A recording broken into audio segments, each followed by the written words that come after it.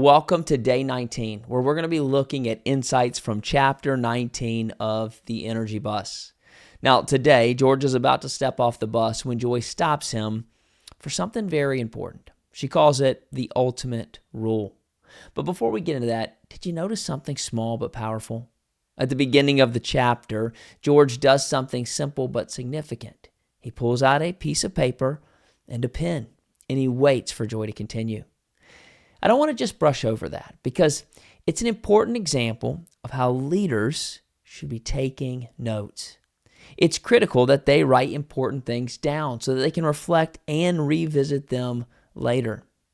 It reminds me of something Benjamin Franklin once said: the shortest pencil is longer than the longest memory. I see it all too often where leaders assume they'll just remember something important.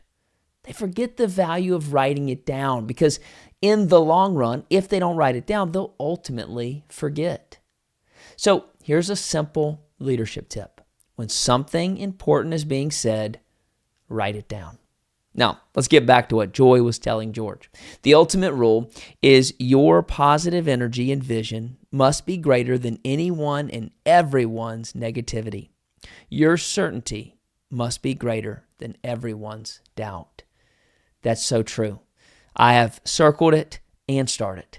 It's that important because people won't always see what we see when it comes to our vision.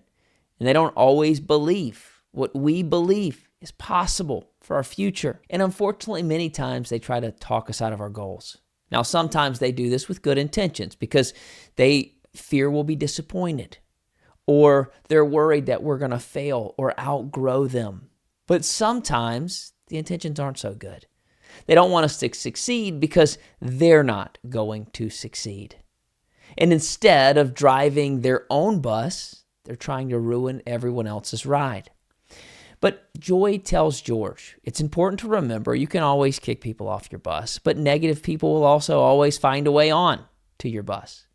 And sometimes there are going to be energy vampires that you can't remove. Maybe it's a boss, or maybe it's a coworker that you're not in charge of, or even a family member, which is why we must make the conscious decision to be positive each and every day, to choose positivity. The way she says it is to feed the positive dog, because we can't always control what others do. We can actually only control two things: our attitude and our activity. So here's my reflection question for you today. What's your favorite positive quote?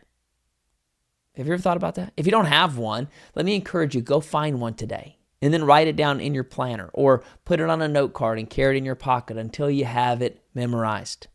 Here's one of my favorite. It's from Ralph Waldo Emerson. He says, "For every minute you're angry, you lose 60 seconds of happiness." For me, that one's very inspirational. I actually have a few go-to quotes on hand for whenever I need a boost of positivity, whenever I need a shot of energy to remind myself what I'm doing and where I'm going. And I'm going to encourage you to do the same. Now, right before George steps off the bus, Joy hands him a rock. It's not a pretty rock, but she says it's a special rock.